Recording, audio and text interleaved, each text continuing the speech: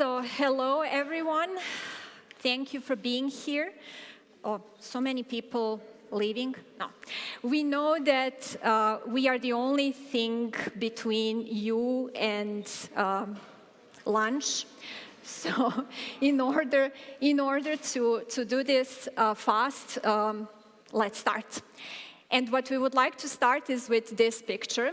And we are very happy to see here Craig in the corner, because this is how, Craig, we all looked like 3 years ago. And it was September 2021. After all COVID lockdowns in Vienna, this was the first training, last practitioner, and Craig was coming into town. And Lejla and me were already 1 year working in our product setups, so we thought, what a brilliant timing, because we have so many questions, and Craig will answer them all.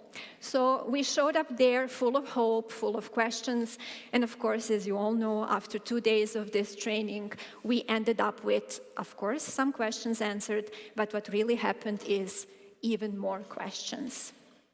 And then there was this one thing, Craig, that you actually said during lunch, that to this day, I'm wondering if this was a joke or it was a serious statement. And it made me, by the end of this training, have one question on my mind. And this is, will banks ever make it? If banks are not making something out of the whole transformation journey, we wouldn't be standing in front of you today. And we are going to share our story, how we in Raiffeisen Bank International designed Multisite product setup on the example of 2 products and its collaboration model. We will also share we will share most of the challenges that we faced, some of the ways how we address them, and then also we would give you, let's call them lessons that we had with the team setup, ways of working, and product decision making. This is by no means a prescription. This is just our experience, something that we tried in our context, and you can consider it as we tried it so that you don't have to, we learned it so that you don't have to, and yeah, we hope that some of these things will inspire you. So in the next 30 minutes, we will share our story, and then we will be very open for your insights and feedback. So let's start. Let me give you first a little bit of context where we come from. Raiffeisen Bank International is a financial group with headquarters in Vienna, Austria, with 12 subsidiaries across Central Eastern Europe, which are also our core markets.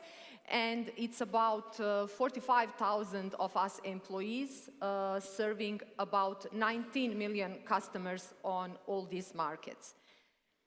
And from this whole universe, our story today will bring examples on 2 products from the customer segment of small and medium companies. And those 2 products are typical banking products.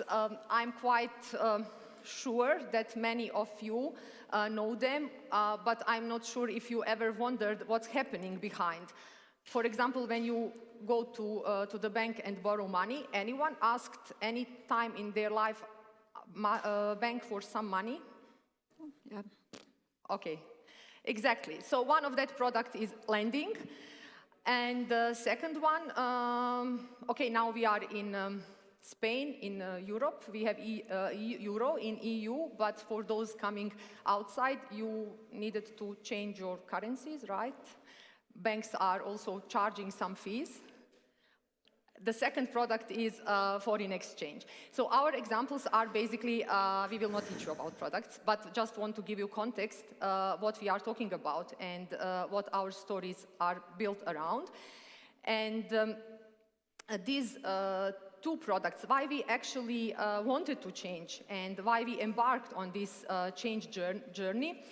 Well, in lending, our internal perception of how this product is performing was completely different from what our customers wanted and expected from us. For example, time to money for clients was measured in weeks. Our internal processes, underlying processes, were completely manual, and we were practically losing money in lending. on all these markets. So you saw how huge we are. Similarly, in foreign exchange, we were also facing potentially to lose our business and lose our customers due to digital competitors that you, of course, heard of them, and maybe you are also their customers, like Revolut and 26. So these were our, let's say, challenges, but also motivators that we wanted to try to experiment with some new things, some new approaches, because we thought if we are successful in addressing and resolving these challenges in lending and foreign exchange on all these markets, that would hopefully and probably bring us competitive advantage for the whole group. So if you are willing to see how we did it, let's follow on that. So the dream at one point became a hypothesis that if we build one digital solution, simple and scalable, secure to use, which will solve all of our customer challenges, while simultaneously also bringing money or revenue to the bank, this would be, you know, a good idea, good hypothesis. And actually, just to show you that it is live, it is in production today, these two digital solutions for lending on the left and for foreign exchange on the right, currently in 5 markets, which means 5 countries for us, being used by tens of thousands of users and creating revenue for the bank in almost millions of euros. So that's why we think we can continue sharing this story with you, because we have these solutions live. Of course, in order to have them live, this was not an easy journey. It never is when you have people involved with their behaviors and their mindset. You always encounter some forms and challenges, and being in a highly regulated environment certainly doesn't help all of it. So we today decided to speak and share with you some challenges and lessons learned in the context of team setup, ways of working, and decision-making. Okay, speaking about team setup, one normally ask ourselves, like, how do we start? Like, how we set up the team, right? And in our case, if we just saw the vision and what was our common goal that we wanted to have, we decided and agreed with one of country teams to validate this hypothesis in one of the markets. Our colleagues from Croatian bank, they volunteered in a lending example, and we agreed with them, okay, let's do MVP and see if it makes sense in this market. And how would you start? Like this basic thing we all know, we assembled a small cross-collaboration team, assembled from people from head office in Vienna, and also from colleagues in country bank in Croatia. So this was a small cross-functional team. We had skill set needed to deliver lending and test it on this market. To remind you, this was Corona time, full lockdown. We were all in our homes in Austria, Hungary, Albania, Croatia, so everyone on their own side, trying to set up this team and also to validate this. One of the first discussions with product people and business colleagues was actually if we will build solution that will help us digitalize lending product on our own, greenfield totally, or we look elsewhere on the market and try to find some third-party off-shelf solution. And decision was made, okay, let's buy this already existing something which will serve as a basis for our building our unique lending solution. So not like really done product.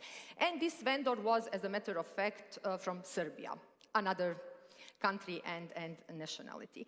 The first challenge we were facing with the vendor was that they really didn't understand what do we mean by having this cross-collaborative approach and quickly delivering something to test it. They were rather, okay, you give us, what do you guys want? You give us your specification and leave us alone. In a few months we will come back, deliver this, you try it, you integrate, and then if you like it, that's it. And for us, was no-go. So we said, no, we don't want, we have our experiences, we want to really do it like jointly, we have to have small increments, we want to test if it makes sense or not, and then we give it up if it doesn't make sense. We had to invest a lot of energy in negotiations. Also, I have to say, even educating vendor from our side in terms of this way of working. And finally, we came to agreement that we will have representatives as a full-time members, and we had this assembled normal cross-functional team, actually Scrum team, that they worked on this MVP. So far, so good, right? Still, we were facing these challenges with vendor, cultural differences.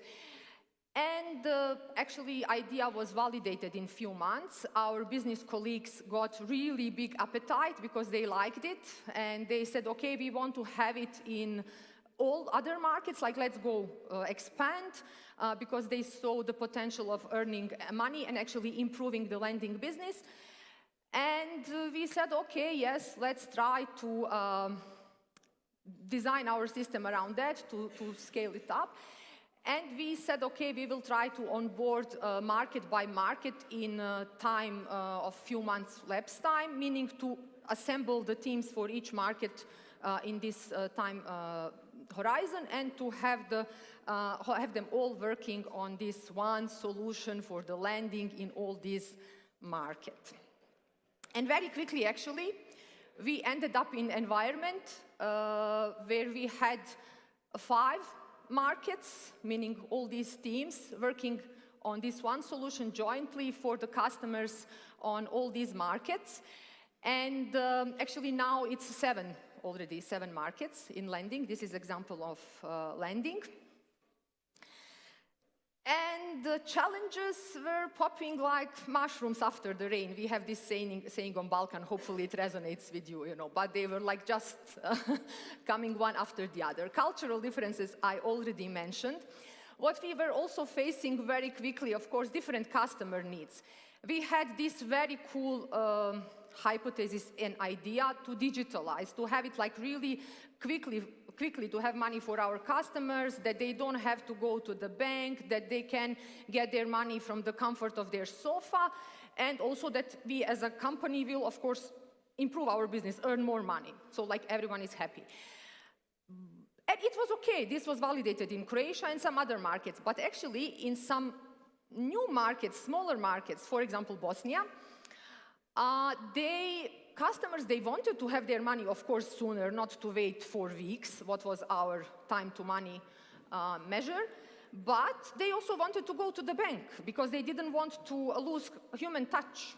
So they say, yeah, it's fine, we want our money, but I don't care this from sofa, I want to see my advisor. So we had to also accommodate to that, to understand and find a way how to address all the different customer needs with this one solution that we want. Different levels of agile maturity were something that constantly we were dealing with, and actually we are still dealing with that, to be honest, but Ana will address it later. In terms of that all these country teams, all in these markets, our colleagues, those are separate organizational units. We are part of one group, but they are separate legal entities. They have their own processes, ways of working, and they actually were mostly in, back then, project delivery mode. And yeah, for us, it was really a challenge. You will see later how we address that part. Connected to that, we also knew that technical excellence is part which is kind of flesh and nail together. We cannot compromise on that. If we want to have this, we want to address that part. But the challenge with colleagues and those country teams was that they were organizations that they really didn't understand, or they have their own understanding of continuous integration, continuous delivery, different sorts of automations that we wanted to have in this design.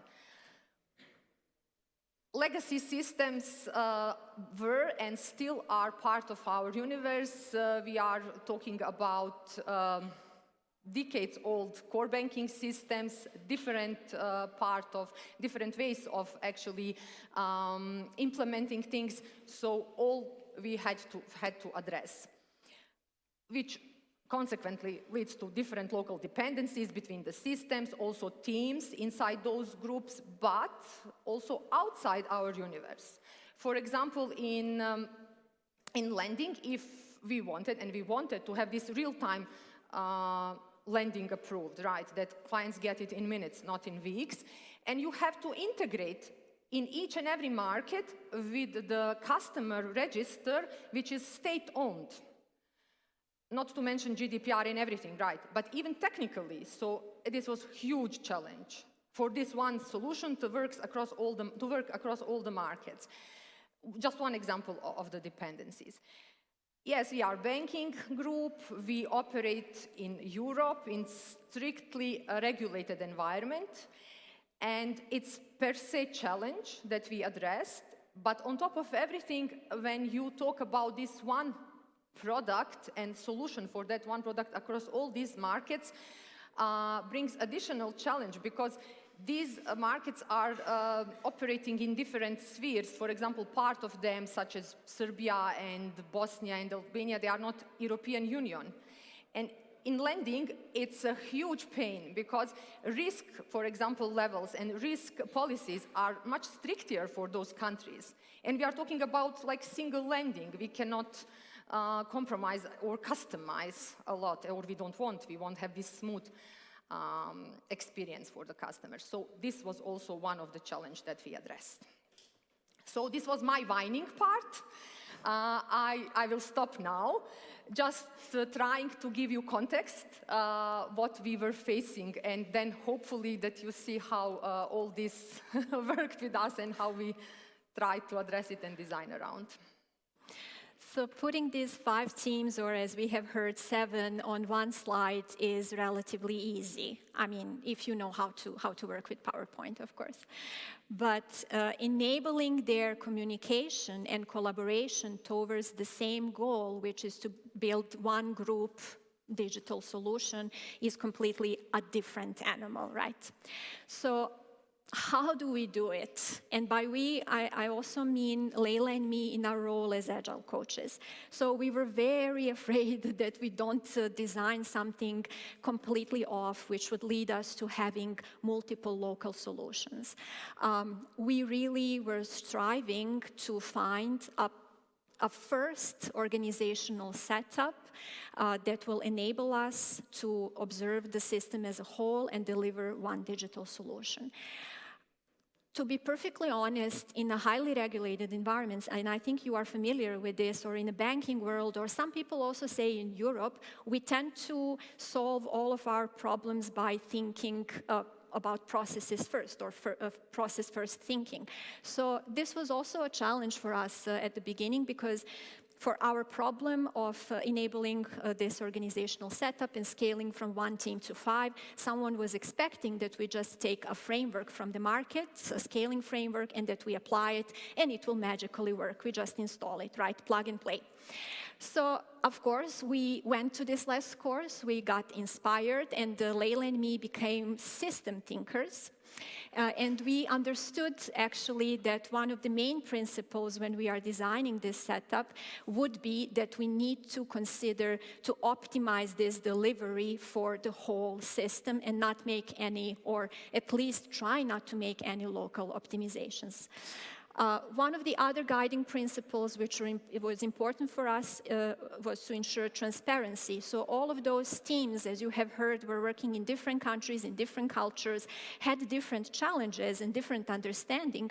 So we had to visualize first these challenges. We had to and wanted to work on communication between those teams. And also, since they are going to be focusing on delivering together, they should have been aware who is doing what, and what one team is doing and what one country is doing. All of those things, ultimately, our assumption would lead to living a one-team mindset.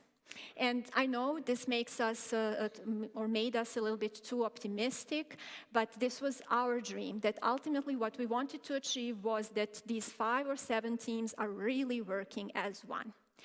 Those were our guiding principles, and what we ended up was actually experimenting with the following group practices. And those are very simple. They are, for us, we call them common language, or having or speaking a common language, having aligned goals, and enabling short feedback loops. So let's see how this practically looks like in our collaboration setup. Let's start actually on the example, or what we want to show to you today are collaboration agreements. So this is a current snapshot coming from lending actually, but works very similarly or looks very similarly for foreign exchange. Here you can take a picture. You will see it's nothing too fancy. Those are the basics, and it starts with speaking the common language. And by this, yes, we also mean speaking English, because there are different countries involved. And no, Lejla and me didn't go and teach them English, but we did something else. We went to these countries and we spoke with them about how do they understand cross-functional end-to-end teams? How do they understand Scrum? What are their organizational challenges? So we, in our role as coaches, ensured that we are on the same page, that we have the same understanding, and that meant coaching people, coaching leadership, having discussions about organizational changes, and having discussions about changes in the environments which would enable having those teams. Of course, common language also meant speaking it in the terms of engineering values and practices. As Lejla said, the challenge was that some of the countries, some of the teams were not on a very high level of understanding what the modern software craftsmanship looks like. So we had to address it. How did we do it? Some of the examples are conversations about what does it mean to have a CI/CD pipeline, how to automate it, which type of environments we need, ultimately also how our definition of done looks like. So those were all conversations that we had to have together with the whole product organization or from the representatives. Also, in this context of common language, it would not be fair if we don't mention the complexity of the architecture. So here we have actually just a picture of a foreign exchange solution and its architecture. And since we were building modern software, obviously, we were digitizing the business, we were deploying on clouds, we were using modern technologies, all of that is great. But what really happens is that we had to deal with the legacy systems, the challenge Lejla mentioned in the beginning. Basically, if you wanted to see real-time currency exchange rates, you had to connect with pricing engine or with core banking system. Those were all legacy systems for us, and even worse, in different countries, they used different banking systems. Most of those systems are also vendor provided. They are not in-house developed. So this was part of the challenge. Additionally, maybe if you had to or wanted to integrate in online banking, this looked differently for different countries. So that led us that we actually had to have a conversation about architectural approach early enough, because if we just left it like this, our communication paths between those teams would look completely different, and we would probably end up, again, with multiple local solutions and not one group solution. At the end, we really understood that we need to make some agreements and continuously strive to build one code base, one solution on one code base, and that this is scalable and efficient, flexible, and easy to integrate. This sometimes led to also changes in the local architectures and local systems. Not every time. We also made compromises on the group architecture, of course, but we were striving to constantly improve. One more point. So we spoke about common language. When we speak about aligned and shared goals, that's also common language, right? But we thought that this practice was really important to state it separately. So what did it mean for us? It meant that we were building, again, one solution, not many local solutions. And yes, there were some local goals, but we had to discuss it and try to cover everything in one product strategy and a roadmap across all involved countries. Currently, this is actually the example of a product strategy for foreign exchange solution. Yeah, true.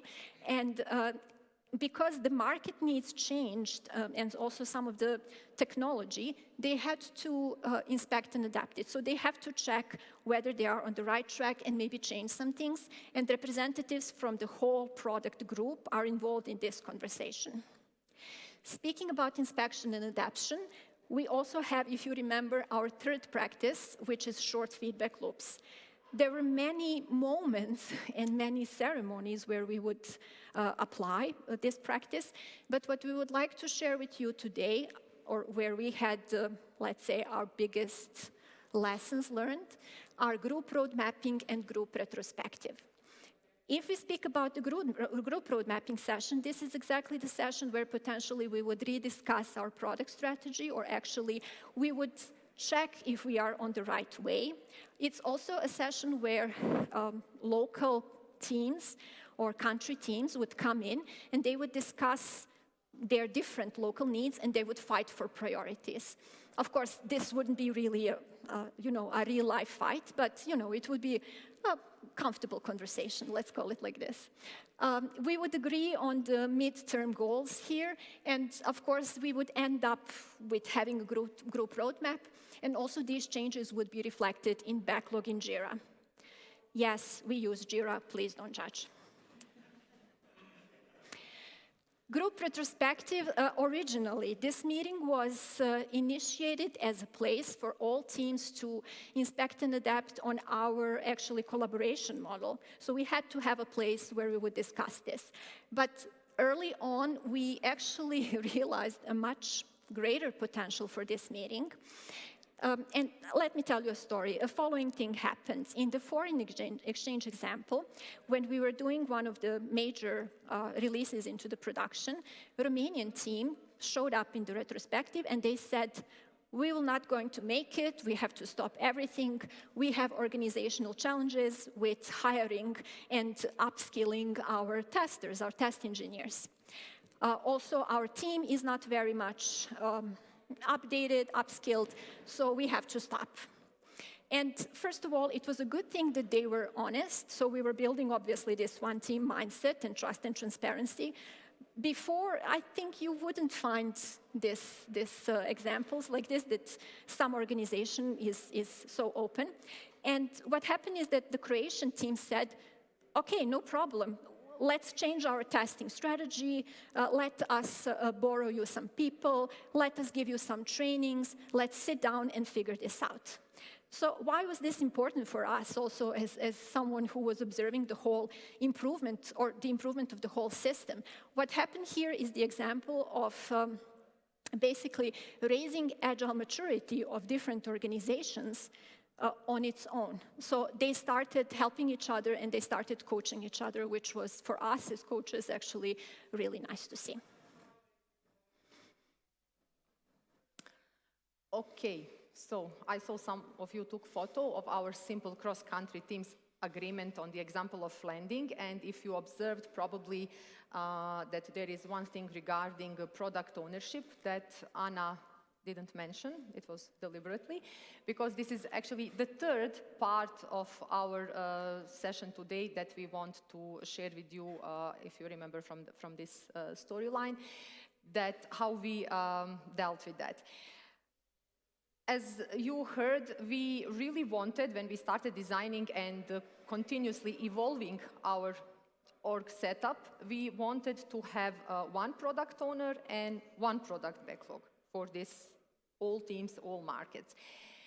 And we were really pushing and working on that to have it, trying to find a ways. Very soon, or like very early on this way, we were facing questions how this person will know all these local specifics. One thing is to understand customer needs on all markets, but to be totally literate and knowledgeable on all these local financial regulations, which can make it or break it. So here we are talking, if you are not complying with that, bank in that market can lose license, right? So we were facing these challenges, and our model was adopting through these 3 years in terms of product ownership. And at the moment, I don't know if you paid attention, but we have someone in a role, what we call local product owner. In each, it doesn't matter how we call that person, right? It's just terminology in our case now.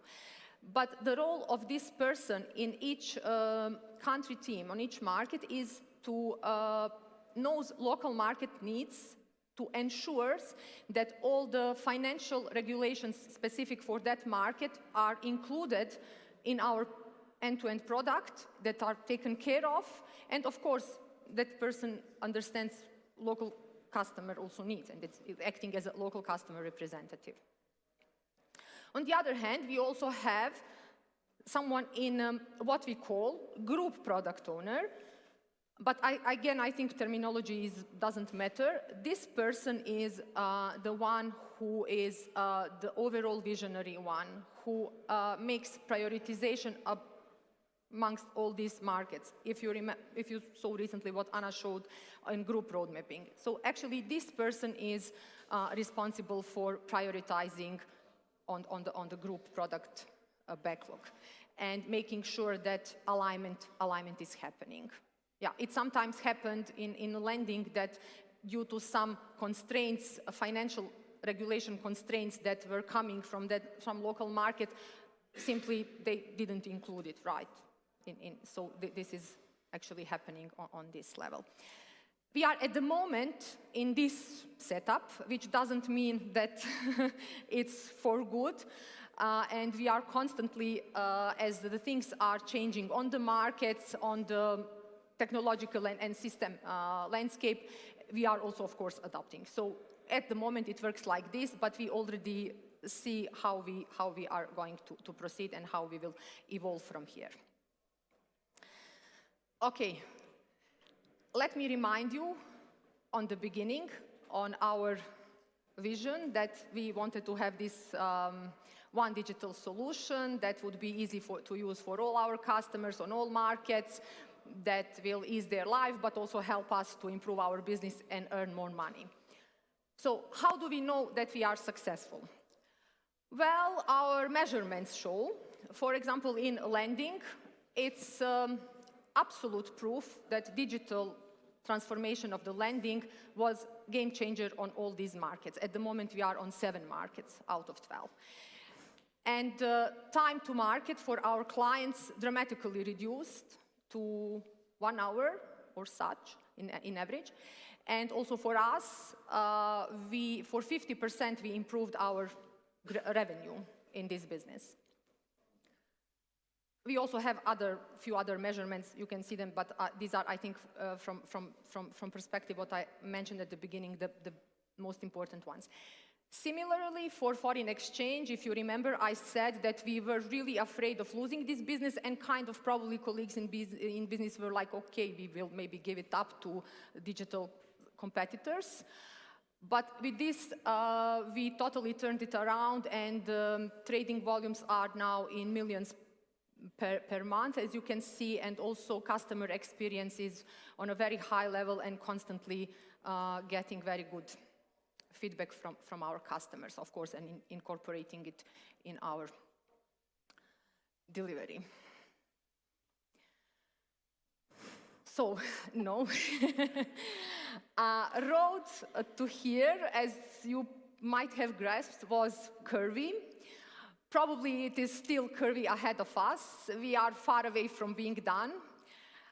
If we will be ever, probably not, because these are core businesses of banking. And certainly there are many things ahead of us. Our products are still in the growth stage. And what we are facing now and what we are focusing on and what we will be working on midterm, I would say, is that we want to explore possibilities how to leverage all these local market specifics for the whole product group where it's possible. And in some cases we already did, and we figured out that we can explore even more. The other thing is to see possibilities to expand on more markets for both products, but also on different customer segments, because now we are talking about small and medium companies, customer segment in all these markets.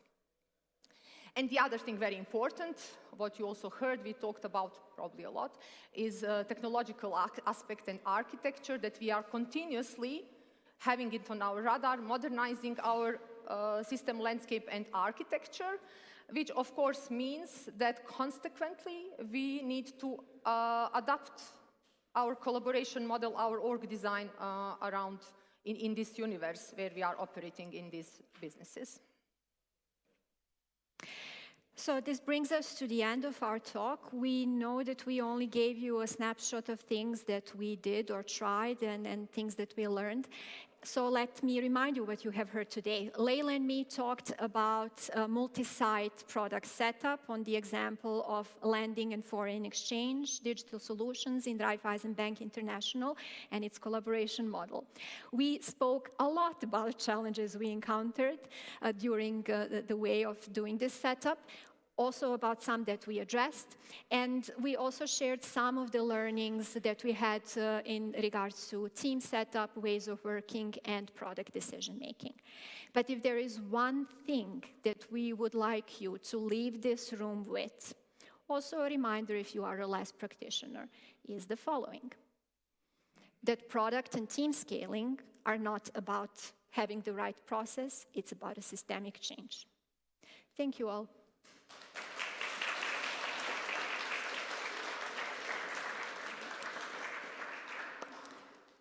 We are, of course, open for your questions, feedback, and also any kind of insight. I would take first from Craig. Oh, sorry.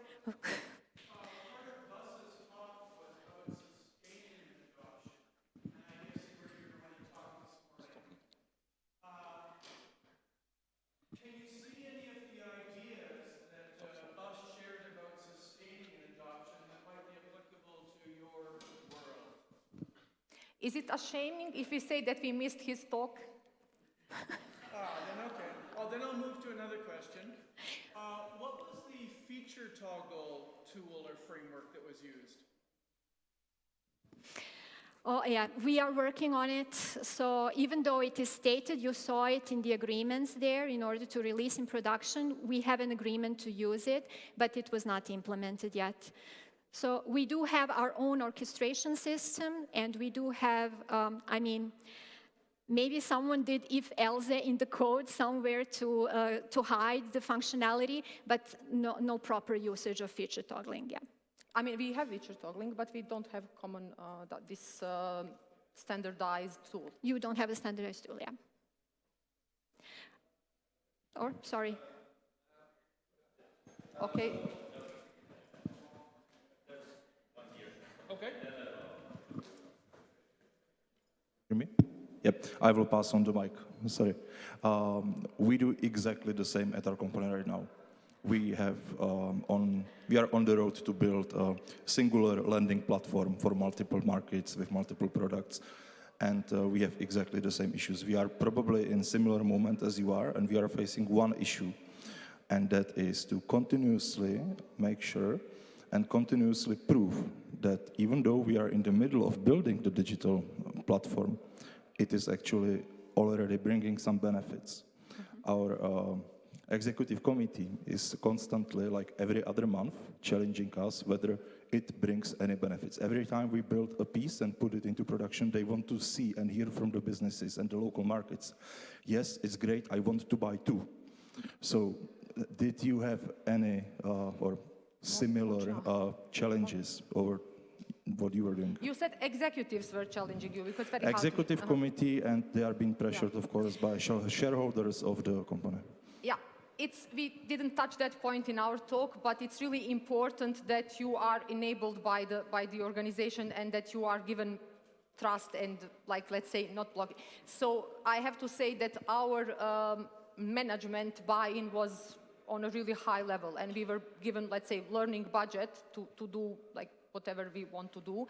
And once it was validated in this MVP, we just like scaled it. So we kind of don't have executive steerings or whatsoever. This was one of the first challenge that we fought against, this project delivery and this kind of approach. So. Okay, so if your only demonstration that it works and brings value was the validation of the MVP, what were the key criteria for the validation? I mean, these measurements speaks for themselves. For them is enough. Like, okay, they don't challenge like why are you doing this or that? Yeah. But this is prerequisite. Yeah. Okay. I think here. Okay, thank you. Great presentation, and you really changed the business. Yeah, you have success there. Now, I understood that maybe I missed it, but you have been in a class with Greg. Yes. Yeah. Yeah, and did you have some coaching from him or from somebody else during this time of your change? No. So you have done Maybe you can answer. Yeah, I mean, so we are, in our organization, we are lucky enough that we are a team of Agile coaches, and I have to say this because our boss sits there in the back. Okay. So, but how we approach the organizational change of the whole Raiffeisen Bank International, it is LeSS-Inspired, and we tend to visit the trainings, and we tend to have maybe consultations with other coaches around the network, but whether we have been lucky enough to have Craig in-house, no, we haven't. And we did it on our own. We did it on our own. We had internal coaches. We constantly learn and upskill ourselves. We come from different backgrounds, have different experiences, but it's our, I would say, in-house result. Okay, cool. Great. And just a quick technical question. What is time to yes? Time to yes? Yeah, it's 1 hour. No, it's a few minutes. You mean what does it mean? Is it? Money. What does it mean? Time to yes. Oh, yeah, thank you. Time to yes mean that your loan is approved. So when you get the notification from the bank, you are eligible to get your money. And time to yes, between time to money, when you actually can get money, in traditional environment can really vary. So you can get your yes today and wait for your money 3 weeks. 3 weeks, yeah. And this is what we actually really improved with this. Thanks for the question, very good one. Okay. Thank you so much for presenting your experience here. It was an amazing presentation.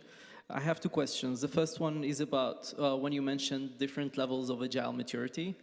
And on which level would you say that you have reached the required maturity for all the teams, multi-site? Is it when all the teams are respecting the team collaborative agreement, or it's on a certain point that you defined?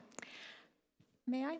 So, of course, during the transformation itself and delivery, you have to make some sacrifices and some, let's call it, necessary waste or local optimizations. So we were in situations where we had teams who were not yet in having end-to-end delivery and working in Agile, but we still worked with that country in order to deliver, and it was good enough for that moment. But what we were always striving for was to actually optimize for the adaptiveness, and that they ultimately, it made sense that they ultimately become agile and work, yes, according to these common agreements. There were other ways how we would measure agility locally for that team, but this was left to that organization, actually. We were just interested in them following our common agreement. So you had the measurement system for that for almost every team, but different from one side to another. But not really system. We were checking ourselves against these principles and practices. Yep. Okay, perfect. This was our, let's say, frame. Yeah. Perfect, thank you. The second question is regarding the success metrics that you mentioned at the end. Did you follow any specific framework for that? Any specific time frame, or you just got together and you defined them? Also, are they yearly? Are they quarterly? You mean if we use OKRs and that? I didn't say that. You said Okay. No, we don't. No. But yeah. Yeah, we have, of course, in Quarterly. landing. We have Quarterly. time frequency, yes, like how they are defined and measured and rechecked, mainly quarterly, yeah. But we don't use OKRs. Perfect, thank we you so call much. them like measurements or like key indicators. So like, yeah, Perfect, thank you so much. you're welcome. You have a question? If I understood correctly, you've had 5 or later 7 local teams that are developing, were developing local solutions for this market, but at the same time you were working on some global application that should work in the same way. What if you want to build some capability to the product that is important globally, but not important to any of the local product owners? Who decides that and how is it handled? Yeah, the system is designed that this probably will not happen, because if we are talking about product and we are, let's say, talking about lending, so this is end-to-end product for all these markets. We have group product owner, you know, who takes care. He's the one visionary one, and he takes care that we are on the path achieving our business goals. We have one product roadmap, we have common goal. This is our lending for these markets, and this is what we want to achieve. We also have to ensure that local specifics are met due to everything we shared, right?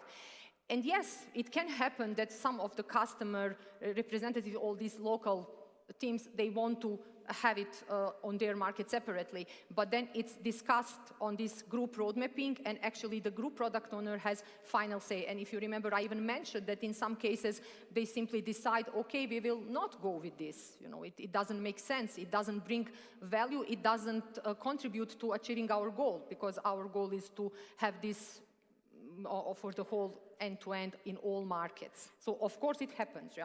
But it does happen, and if what happened, for example, in foreign exchange is exactly this, that local needs started becoming more and more customizable, and then that's why we are revisiting the product strategy, whether it still makes sense to go with the group solution, whether those needs are really the group needs or local needs, and yeah, who would develop it? The local team, yeah. Okay, thank you. Oh. Lunch, people. We are over the time. Lunch. Maybe we can have one, if you allow, there is one question, or we can also meet offline. We are really open. Thank you so much. It was really great to share our experience.